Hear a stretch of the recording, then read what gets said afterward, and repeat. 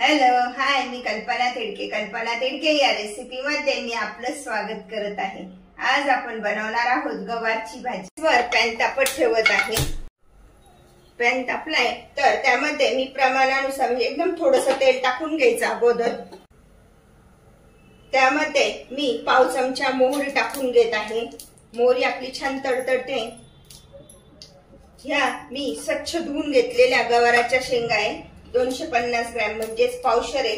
तर या चाकूनी न कापता आपण प्रथम मागच्या आणि पुढचं टोक काढून टाकायचं आणि त्यानंतर असं हातानेच त्याचे तुकडे करायचे, म्हणजे त्यामध्ये ज्या शिरा असतात तर त्या निघतात आणि आपल्या दातात अडकत नाही। खाण्यासाठी एकदम सॉफ्ट अशा या गवाराच्या शेंगा लागतात। आता आपली मोहरी पण छान तडतडते तर आपण ह्या शेंगा अगोदर भाजून घेणार आहोत। त्या भाजल्यामुळे त्याची चव पण खूप छान लागते। तर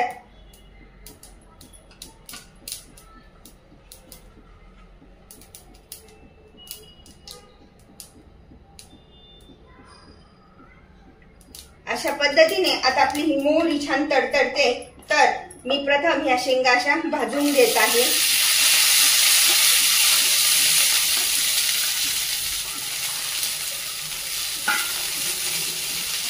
त्या भाजण्यासाठी मी त्यामध्ये थोडंसं मीठ पण टाकून घेणार आहे। साधारण अर्धा चमचा मीठ टाकायचं, म्हणजे शेंगांची चव खूप छान लागते। आणि आता आपण झाकण न ठेवताच याचे छान परतून घेऊया।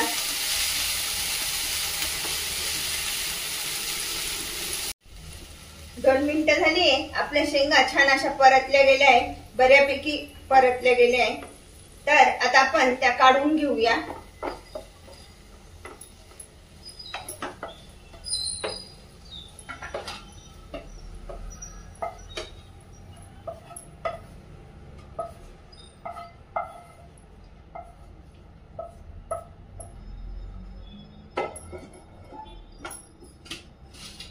आता मी पॅन मध्ये तेल टाकून घेत आहे। साधारण 1.5 ते 2 चमचे तेल टाकायचं।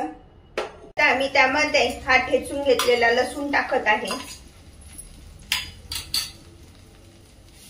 लसूण चांगला फ्राय होऊ देऊया।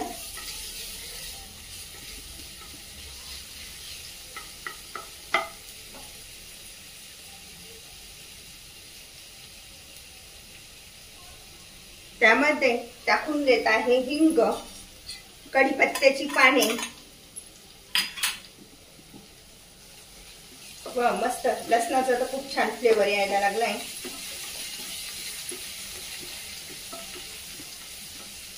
आता त्यामध्ये टाकून घेऊया मध्यम आकाराचा एक बारीक चिरलेला कांदा। कांदा गुलाबी रंगावर परततोय तर तोपर्यंत त्यामध्ये आपण टाकून घेणार आहोत एक बारीक चिरलेला टोमॅटो। मीडियम आकाराचा टोमॅटो घ्यायचा। त्यामध्ये आपण प्रमाणानुसार म्हणजेच मगाशी मीठ टाकलेलं आहे तर आता अर्धा चमचा पुन्हा मीठ टाकून घेणार आहोत। अशा प्रकारे आता आपण छान परतून घेऊया। प्रथम टाकूया हळद। हळद थोडी परतून घेऊया तेलामध्ये। हळदीचा फ्लेवर जर परतवला तर वास पण खूप छान येतो आणि कलर पण खूप छान येतो। त्यानंतर त्यामध्ये टाकून घेऊया अर्धा चमचा धने पावडर, अर्धा चमचा लाल तिखट। तिखट आपल्या आवडीप्रमाणे टाकायचं। आणि आता आपण हे सगळं साहित्य छान परतून घेऊया।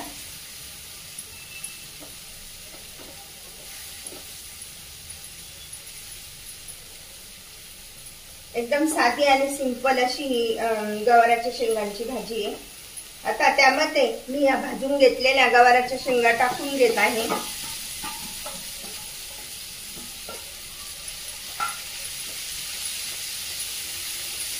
गॅस मीडियम ठेवूया। प्रकारे आपण या गवाराच्या शेंगा परतून घेतल्या। तर आता आपण यामध्ये पाणी न टाकता आपण झाकण ठेवून त्या झाकणावर पाणी ठेवणार आहोत।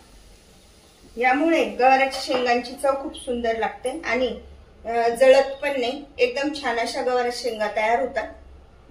आता आपण 2 मिनिटं अशा छान गवाराच्या शेंगा शिजू देऊया. एकदा बघूया आपल्या गवाराच्या शेंगा शिजल्या की नाही ते. आता आपण 2 मिनिटं अशा छान गवाराच्या शेंगा शिजू देऊया. न टाकताच आज आपण ह्या वाफेवर शिजवल्या गवाराच्या शेंगा. एकदा मी मध्ये हलवून दिलं होत्या. आता आपण चेक करूया गवाराच्या शेंगा शिजल्या की नाही ते. अशा पद्धतीने हातावर घेऊन आपण शेंग चेक करायची. यामुळे आपल्या शरीरामधली रक्ताची जी कमतरता असते ती भरून निघते. म्हणून गवाराच्या शेंगांचा पण आपल्या आहारामध्ये समावेश झाला पाहिजे. दाण्याचा कूट टाकून घेत आहे. आपल्या आवडीनुसार टाकायचा, नाही टाकला तरी चालतो दाण्याचा कूट. आणि जर टाकायचा असेल तर थोडासा जाडसर असा दाण्याचा कूट टाकायचा. मी आता 2 चमचे जाडसर दाण्याचा कूट टाकत आहे. जर आपल्याला चालत नसेल तर आपण नाही टाकला तरी चालतो. अशा पद्धतीने बघा किती सुंदर अशी ही गवाराच्या शेंगांची भाजी वाफेवर शिजवली आहे. प्रकारची ही गवाराच्या शेंगांची भाजी तोंडी लावण्यासाठी, डब्यासाठी म्हणजे टिफिनसाठी आपण नेऊ शकतो. अशा प्रकारे आपली ही वाफेवर गवाराच्या शेंगांची भाजी तयार. आता आपण त्यावर थोडीशी कोथिंबीर टाकूया. या भाजीला जास्त साहित्य नाही लागत, पण चव मात्र खूपच छान लागते. बनवण्यासाठी, टिफिनसाठी बनवा झटकीपट वाफेवर गवाराच्या शेंगांची भाजी. अशा प्रकारची भाजी तुम्ही पण बनवा आणि मला मात्र कळवा कशी झाली ते. लाईक आणि सबस्क्राईब करायला विसरू नका. पुन्हा आपण भेटूया नवीन रेसिपीसह. थँक्यू.